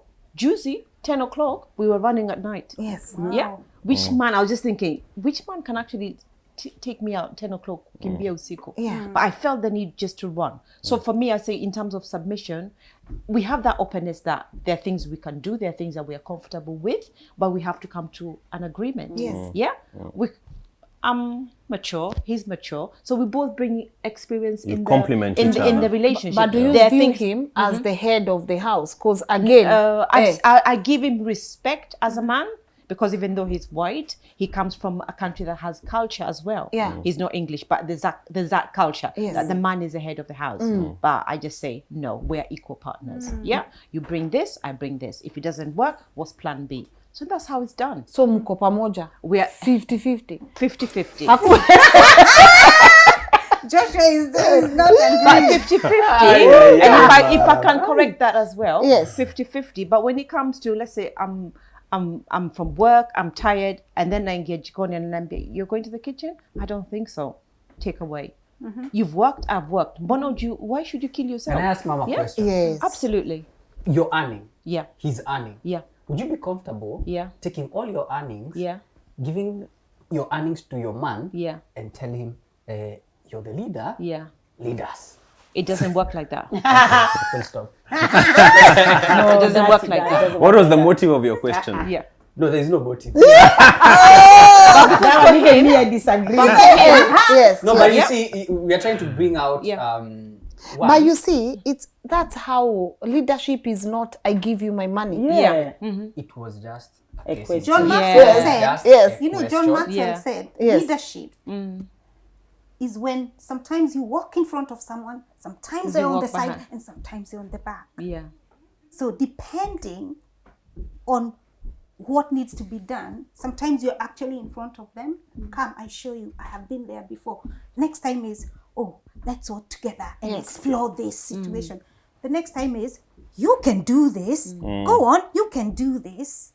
That's what leadership is. Actually, that was a figurative. And I think, Lynn, I think it becomes very Yes. important. Yeah. And I think a couple achieves a sense of harmony, It's okay. harmony of moving together when you overcome that question of who is more important Who's the boss? or who is more powerful. Because it doesn't matter. It doesn't. It doesn't really matter. And whoever it is that will be more powerful at one point will have to use that power for the benefit of the relationship. And the moment that mutual trust is achieved, then it stops. Because, you know, let's be honest. You can be in a relationship, but at one point you're sick. Okay? Now, if you're sick, you can't claim to be powerful. The other party will definitely be more powerful than you. She can drive, you can't drive. Yes. She can fill forms in the hospital, you can't fill forms because you're incapacitated, And bank forms. even though it is temporarily and bank forms. But in a healthy relationship, you will actually expect that your spouse is going to use her position of power to the advantage of your relationship. And I think one of the problems that we have with our generation is that we believe that if you're the one who is more powerful, then you've got to use that power to your own advantage. And you have to use it to exploit the other person, which tells of a big disease that we have of a lack of trust in each other, which is what we ought to rebuild. Good. But there's a question I wanted to ask before it is lost. Yes. We are talking here as grown-up men and women. Yeah. And we are talking about the wars and the battles that exist between grown-up men and women. And I'm just here concerned. As these wars and battles are happening, what's happening to the kids in the diaspora? That's a topic. That's a That's big a topic. for another day. That's a big topic because we do have a lot of, we all have children in diaspora, so we know bringing up children. She has one, I have 3.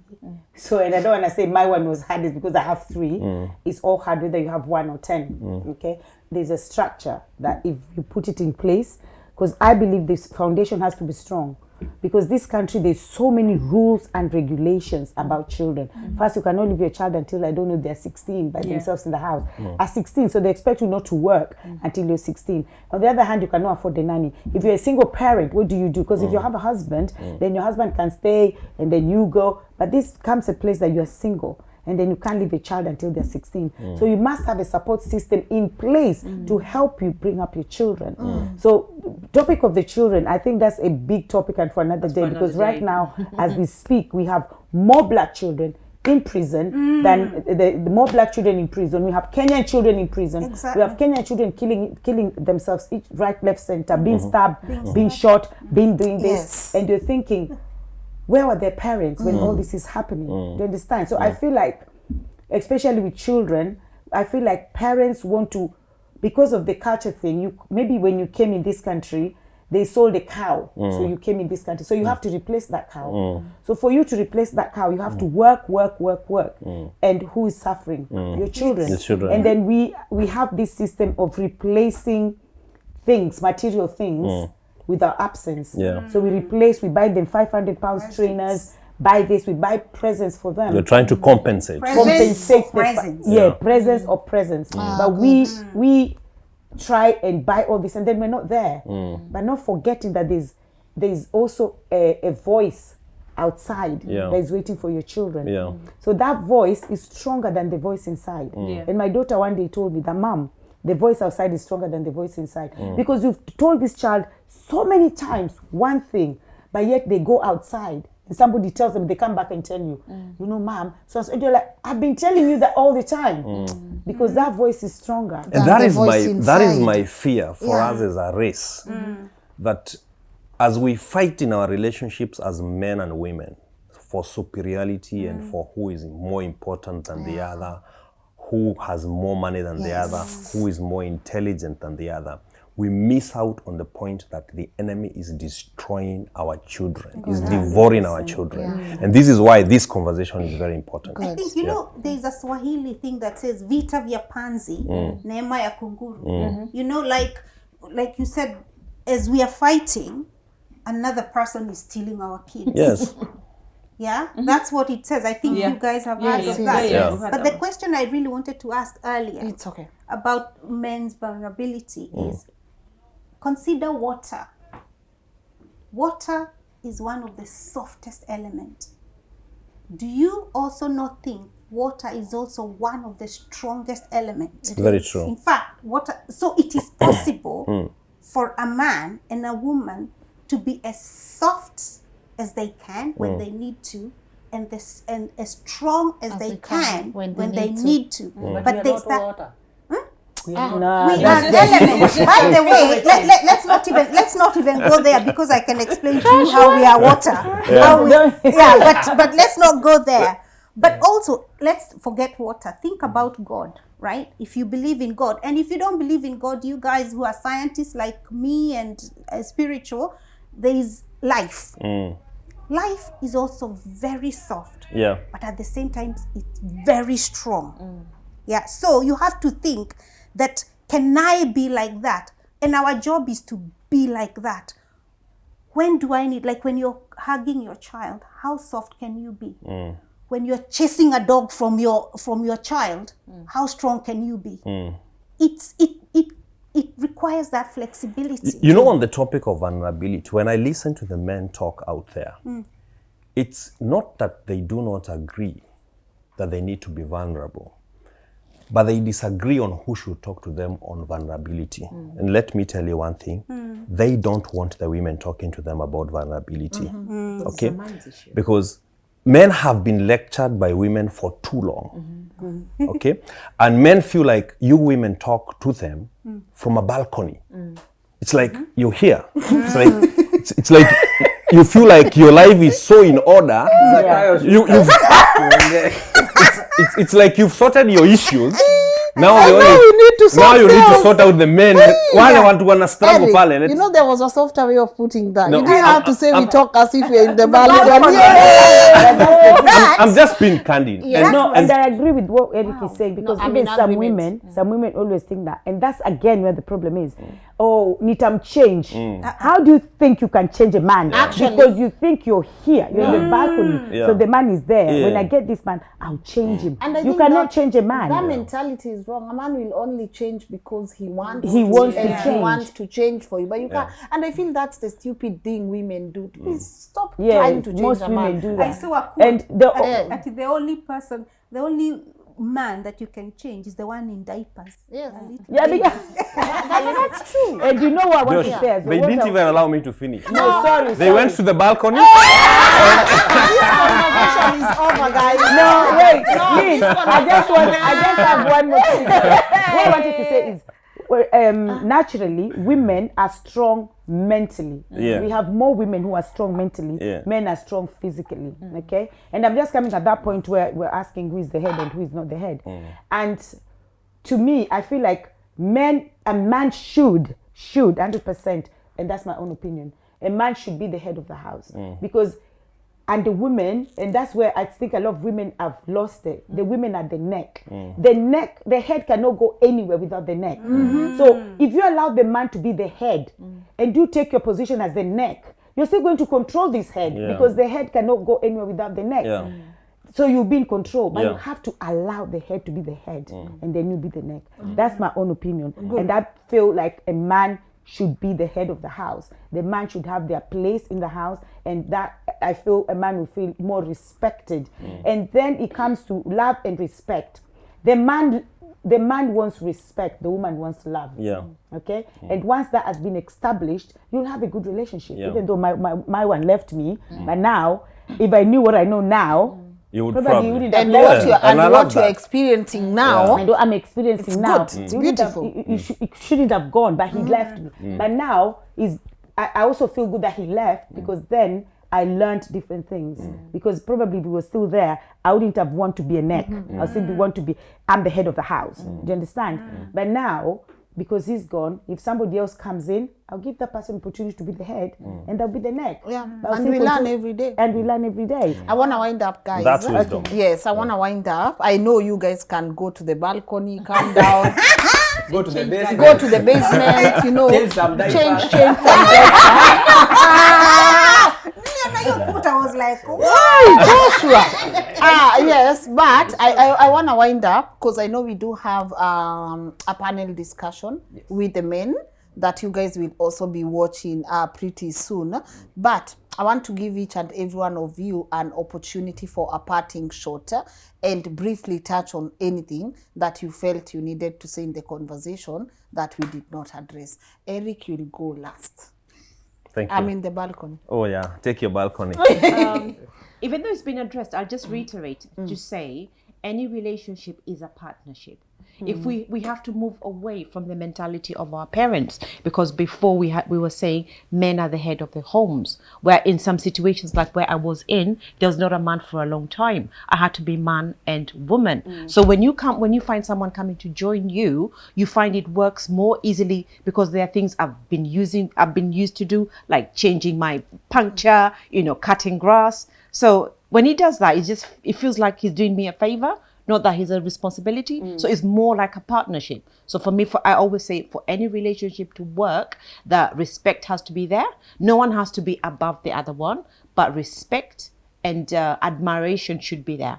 You value what that person brings in the relationship. Not that anyone is more important than the other one. It has to be equal for my own experience. And that's why it has worked compared to my previous relationships. All right, good. Okay. All right, now it's Lydia Tetulette. Yes. Okay, so Wakanda forever. Wakanda forever. Yeah. So I think because, like she said, sometimes because you've been single for so long, you've done things by yourself, and you feel like if somebody comes, they're actually intruding in your space. But I think that's where now Angela's when she said you have to learn and unlearn and what's Relearn. and relearn. So I think when you're now in a new relationship, all these three aspects, you have to actually apply them. And also in a relationship, I think we need to have improvisation and compromisation, and we need to meet in the middle. We improvise, we compromise, we meet in the middle, because we were not born together, so everybody has their own different opinion. And the most thing in a relationship, I think communication should always be there, and respect. So that's my parting Good, shot. thank you. Yes. Joshua J. Karanja, or should we finish with the women first? Ladies first. Tenderness. That is more right. tender. I'm learning. You're learning. And I'm learning at the same time. Tenderness.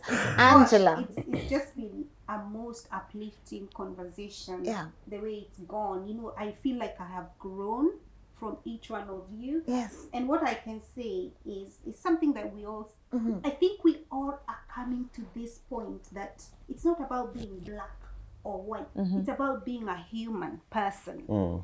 What kind of human do I want to be? And you're also dealing with another human, right? So when you consider yourself as a human being, what does a human being do? A human being has emotions. We have intellect. We have feelings. I'm sure we didn't even talk about things like sex and all that, which I'm sure it's a topic Is for it another better time. in different races, or? No, you can't say that. I'd say it's preferences. No, I was asking because maybe I left out something important. It was, we didn't go there. There We is can also, go there. well, there's again, those things, those tenderness, they translate. Whatever is happening out there actually translates as well into the bedroom. Okay. Yeah. I won't leave that. But no, I'm serious, because I feel like sex is a very big, it's an important factor in a relationship. So do you feel, I was actually asking respectfully, do you feel tender that side as compared this side. I would say there is both tender and then there is both. When I am now I am able to say, I want it this way. I want it this way. Oh, can you do this? Can you do that? Whilst before, my thinking was, because people are like, oh, women who enjoy sex are like prostitutes. Yeah. That's what we have known. Women who ask for this are like But you need to come to Nairobi now. I think the men have really upgraded the game. that is good. That is so good. That is so good, honestly. Yeah. But there's that one of, like every bit of me can be sexual. Yes. Yeah. So is this person open? Again, it's open to that part. Open. Are you open to massaging the part of my foot? Are you open to massaging the back of my neck? Because that's where I know that I feel. That's the one that makes me feel what I feel. Yes. Right? So there's those, and I think it's us being, you talked about authenticity. If I'm authentic, I want to be so authentic. And I also want my man to be so authentic. Be yourself. Be myself, yeah? Even you, tell me which part of you, not just the main thing. Kawaida. Yeah, not just the kawaida thing, yeah? Remember, you're a human being. Joshua, you may have to run away from there. No, Nimeanza kusonga hivi. you're a human being. You're a human being, Joshua, right? Yes. Are you able to tell the person, oh, it's my ears that do it for me, right? Don't negate the fact that you're a human being, and I shouldn't negate the fact that I'm a human being. And then let these two human beings co-create this fun, co-create this experience. And that for me is what I can say. Look at yourself as a human person. This other person is a human person. And you said about communication. How would you know that it's the back of my thigh? How would you know if I didn't tell you? If I didn't tell you. Yeah? But then also, I have to be vulnerable. Like how would I know that my man likes to be touched at the back of the bottom? They have to be vulnerable. They have to tell me. Yangu ni magoti. Exactly.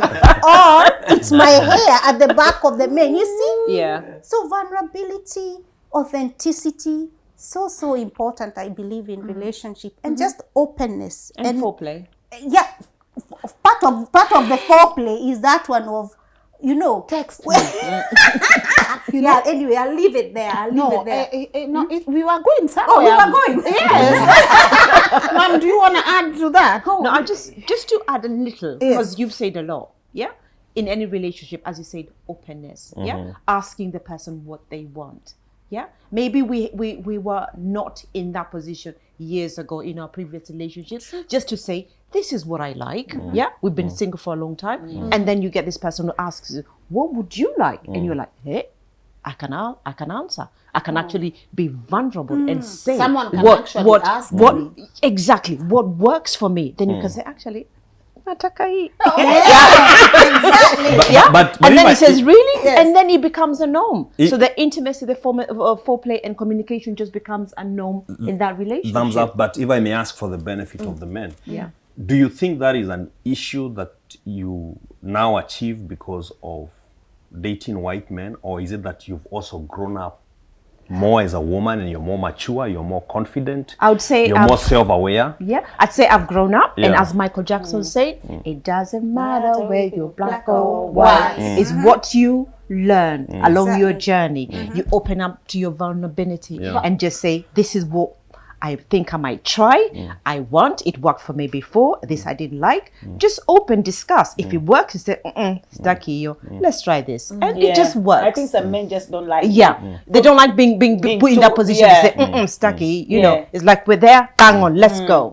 If it's small, you just say small, but we can do other things that will make me satisfied. If it's, do you understand? So, I mean, for me personally, I think I'll just discuss those things. If it's big, you say, oh, it's too big, it's hurting me. There's a ring, they always, I hear they put a thing somewhere, put a ring, do you understand? So that all of you are satisfied. So the other person will not run away because they'll be like, that guy, or that girl, Even some men say, you kitu ni mtaro. You can still talk to the girl and you guys, discuss how you can do it, because that's not everything about marriage. Exactly. That's just a part of, Yeah. is a part of marriage or part of a relationship. So you cannot base everything on that and say, oh, because this is like this, I'm going away. But you can talk. You can So communicate. communication again is the key. It's about loving that person unconditionally with their faults and with their perfections. Because we're not just looking at faults, we're also looking at perfections. Thank you. What they love about us. Maybe for me, he's more open to say, "Ata your weak to," you know, they just like you the way you are. Whereas black person says, una wig. You I can get home, take off my makeup and says, oh my God, you look so beautiful. So, Exactly. You're talking gorgeous. about? First thing in the morning, you're Yeah. gorgeous. Let's hear Joshua. Joshua Joy Karanja. Conversation imeenda marigo Unaenda mpaka kwa manii. But for me, I'd still go back to the parting shot. I think you guys have really punched it in. Now, if I was to summarize everything, from vulnerability to men, oh, you cry, you do this, you do that, we shuka kwa balcony, we fanya nini, I'd say this, it all boils down to communication. Okay? How do I communicate with my partner? Okay? Do we have checkpoints? At the end of the week, do I sit down with you? How was your week? Okay? What were your lows? What were your highs? Okay? Talk to me. What can I do to help? Okay? Now, I'd favor that as compared to now, I have to cry. Oh, baby, I'm going through this. Oh, I can't. Oh. We are being real. Okay? So, and that's the part I'm saying, that now represents strength. It communicates strength. Men are supposed to be pillars of strength. They are supposed to provide leadership. What kind of leadership are you providing? Okay? This is my style of leadership. Baby girl, let's communicate. No, hey, mekasirika. Hi. What is your fight language? Let's talk to each other from that level. You want your space? Take your space. After you're done, be it 20 minutes, 30 minutes, come. Let's discuss. What hurt you? Let's converse. Let's understand each other. That is my understanding of vulnerability. But this other one of, oh, show your emotions, oh, you need to cry. My friend, I'm sorry to say this, and unapologetically I will say this. That is weakness. Okay? Period. Point blank. But that's your truth. That's His parting That's shot. his point. His parting shot. His parting shot. Yeah, my co-host today. I think for me, I want to re-echo words that my wife keeps telling me in our relationship. That should we ever lose everything, let's not lose the friendship. Because I think when you are friends, it's not just about you. Because one of the problems we have in today's relationships is that everybody is banging the table for their rights. Like my rights, how I want to be respected, how I want to be loved. But when you recognize that the other person is your friend, then you also take time to think about them. What is their respect? What is their love? And you try to offer that. So I think this conversation for me has been very helpful in helping me, introspect. Ask myself, in the relationship that I'm in with my wife, what do I bring on the table? What kind of a man am I? And I think if we both take time to be emphatic, to think about the other person, then the other person also will most likely, whether black or white, have the incentive to think about us and attempt to reciprocate whatever it is that we are bringing on the table. I appreciate that, each and every one of you. It's been quite an amazing conversation. I know. You start this conversation with white or black. My man cannot be, my man will never be, to such a productive conversation. It actually has much more to do with even just us being real with ourselves. Foundations, character, what can we do better, how can we communicate better, and to each one of you who is in a relationship, may God just I love what you said, you and your wife, even if we ever lose everything, may we remain friends. That's actually my take home. May we remain friends. Whether I'm dating white or black, if we lose it, may we remain friends. Yeah. Cheni mimi niende huku London wameniweka njaa, but anyways, let me just wind up. But Eric, alikuwa anapeana kadi. Nanyo? Eric. Anakona kadi. Oh yeah. I'm going, yes. Grab a lemon. I already ate my banana. Unajua nyinyi mliwekewa fruits hapa ni za display. I'm like, why nobody is eating this banana? You ate one before? Yes, but before I wind up, maybe to take this opportunity so that because you're already here, could you tell our audience, you do have a very good investment plan for our audience. Congratulations. Thank you. On your achievement, but could you briefly take this moment to remind them of what you guys do? Wow, thank you so much. Like I said in the beginning, my name is Eric. I'm the founder CEO for Maridadi Motors. Maridadi Motors is a motor dealership that has been in the market for more than 15 years. And we help Kenyans to own the best cars at the best prices. But apart from that, we help people in the diaspora and also at home to invest in the auto industry.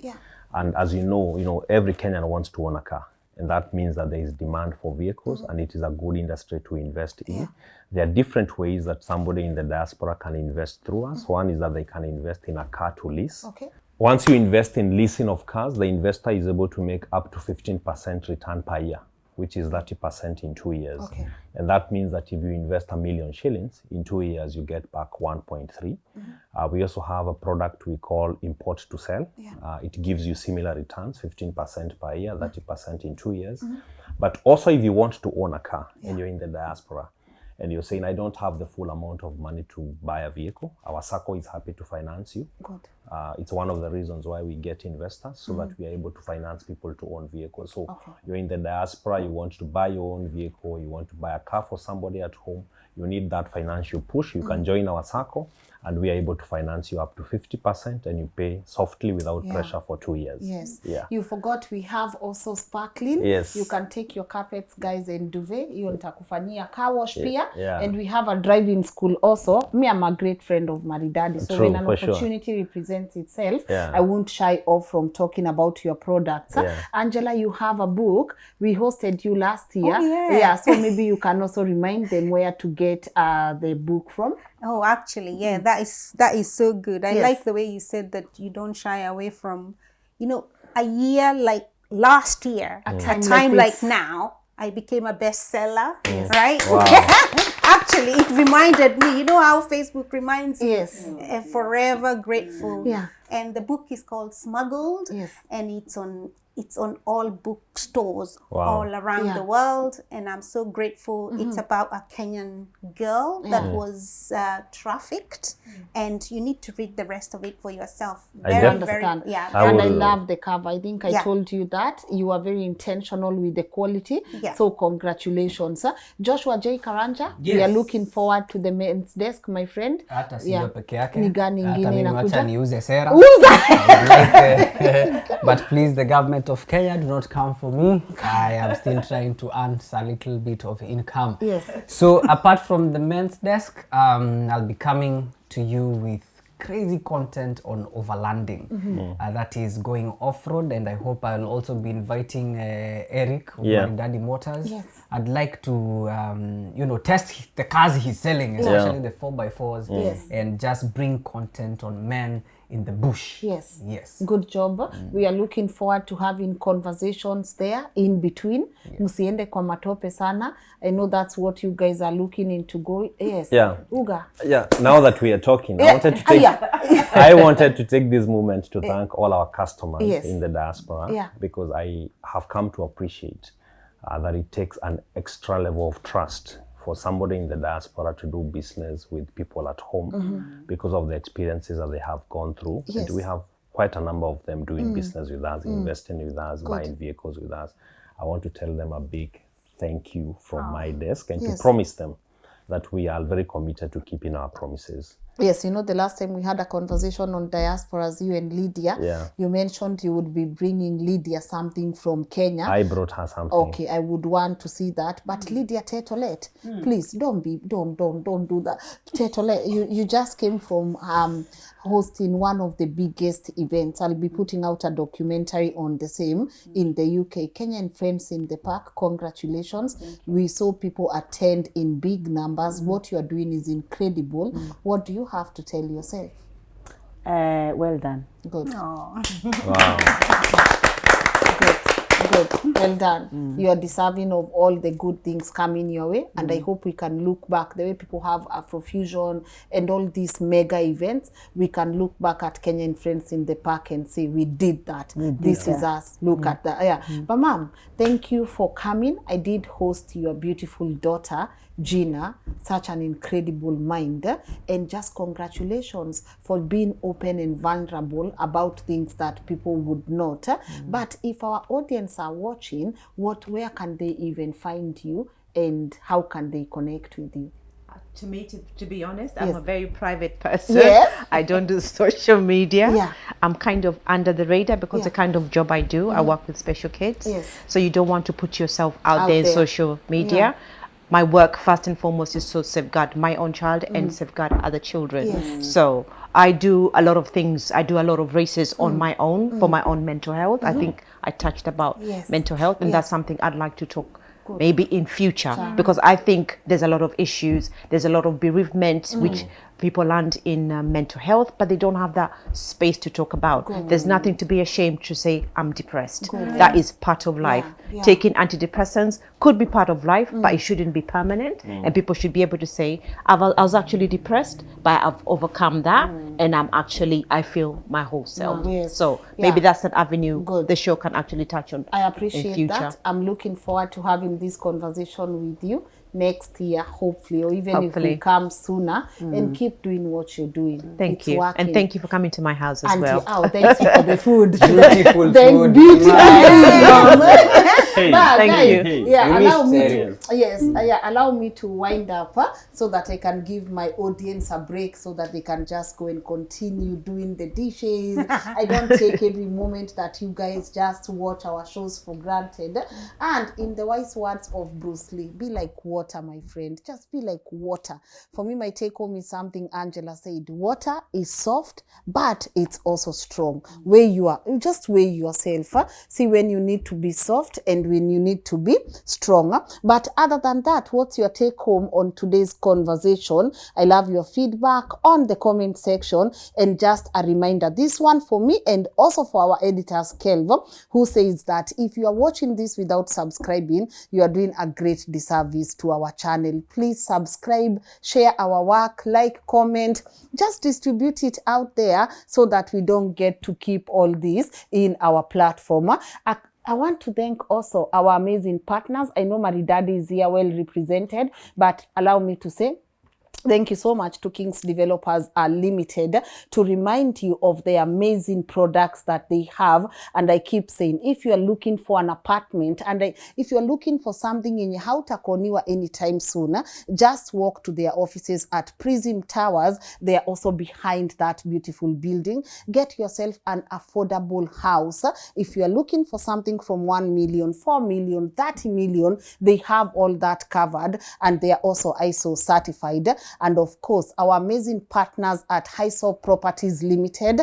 I love that I'm working with them, and I appreciate your feedback on the same, because matters land can be a bit, but for me, they come highly recommended. I would also want you to also do your due diligence, but if you're looking for a piece of land and you don't know who to call them. Their contact details are right here.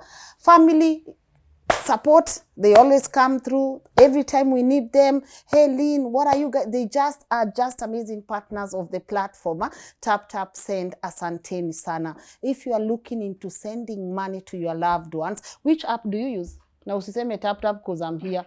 Please use tap tap. Tet?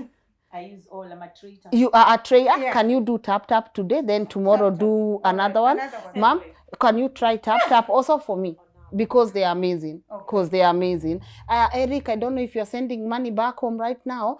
Just try. You can as well receive. You can as well do that via tap. Joshua J. Karanja, I hope you've sent money with tap. Mimi najaribu kupata hata ya kutuma. Guys, I can't. You have Eric here, leo tutatuma, but do use them, their platform, the app, and let me know what you think about them, and just to say thank you for being incredible supporters of our work. I'm gonna see you tomorrow at 10 a.m. info@lnn.digital. That's where I'm at. Continue being kind, extend grace, and do not forget, be like water. Peace. Bye.